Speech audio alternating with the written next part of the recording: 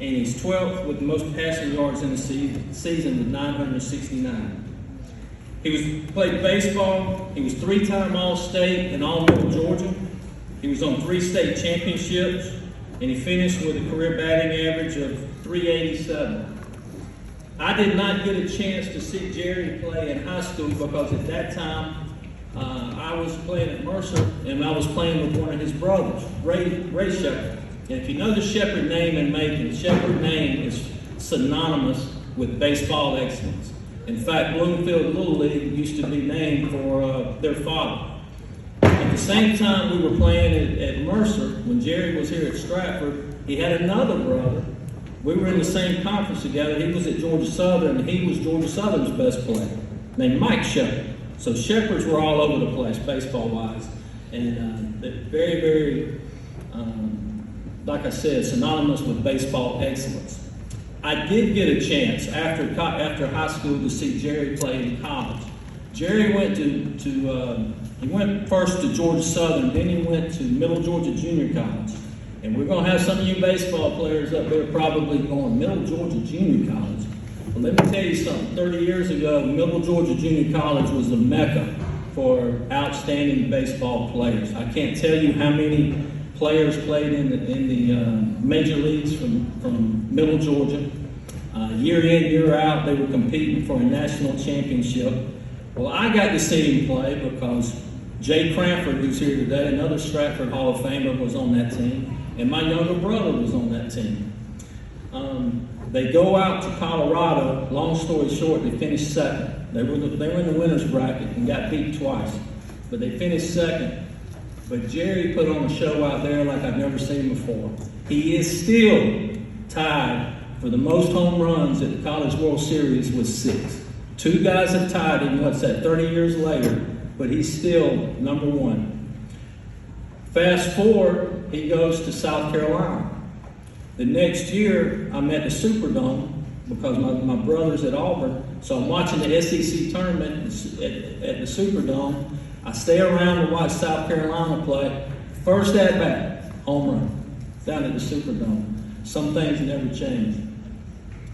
He was by the way, he was, even though they did not win the Junior College World Series, he was still voted the most valuable player of the World Series. He went to South Carolina. He was all SEC. His career records in 2 years at South Carolina, he had 29 doubles, 31 home runs, 104 RBIs, and a batting average of .365. I present to you Mr. Jerry Shepard.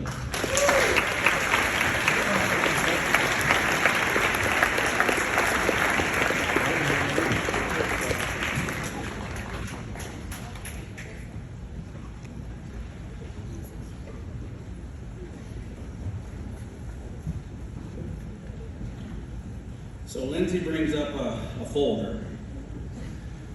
Hefner brings up a binder. And I've got chicken scratch on a white piece of paper, so I'm in trouble from the get start.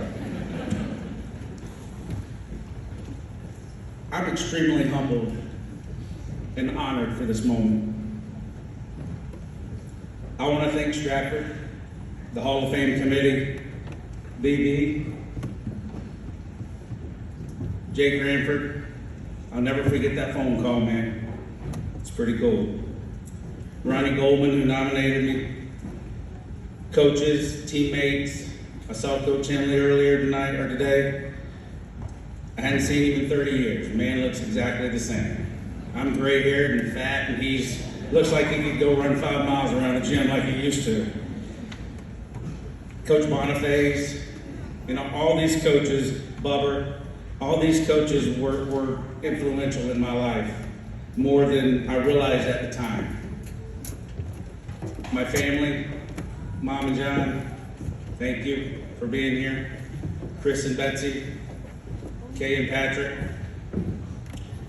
My wife of 17 years, I don't know how you put up with me, but thank you. I love you. My boys, my oldest is not here today. He's at Georgia Southern, going to be a teacher, impacting all you guys in the stands. Hopefully your kids, he'll influence the same way my coach has influenced me. Michael, JP and Will, I love you boys. So everyone's talking about Stratford and the legacy. I'm the only out of my family that came to Stratford. My brother was here for a little bit, but I'm the only one that graduated in '88. And Stratford means, I would say, more to me than most because it changed my life. I was a country boy from Lizella, and my eyes got open to the world being a lot bigger than Lizella or Macon or even Georgia when I walked through the front doors of this school. It's where this journey started. So when I look back at athletics, everyone's talking about how important they are. For me, it was a way out. I remember youth sports. We'd play rec baseball, and we would go to All-Stars. I mean, that was my summer vacation.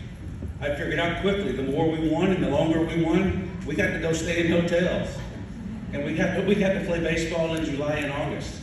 So that was teammates and coaches. I mean, 11, 12 years old, staying in a hotel with their teammates. That was the top of the mountain at the time.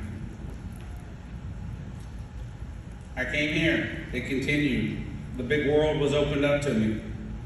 It allowed me to go to college, get a degree, and end up where I am today. Speaking of today, everything I accomplished with the help of all my teammates and all my coaches and all the fans in the stands doesn't even compare, pales in comparison to what I get to witness today with my boys. Watching them achieve things and do things that they had no idea they could do. Incredible. It's just incredible. I'm going to try to get us back on schedule because I was told 3 minutes, and clearly that rule wasn't followed by the first 3 speakers. So I'm going to end with a story. So when Stratford announced the inductee class, there was a picture, and I think it's the same picture that's in the frame behind me. And I was showing it to my boys, and my 11-year-old JP, he said, "Dad, who's that?" I said, "Well, that's me." He said, "Yeah, you were skinny and you had black hair." I said, "Yeah." So, JP, I'm really glad that skinny black-haired guy got this fat gray-haired guy in front of this podium today as a member of the Stratford Hall of Fame. I'm very grateful and very appreciative. Thank you guys very much.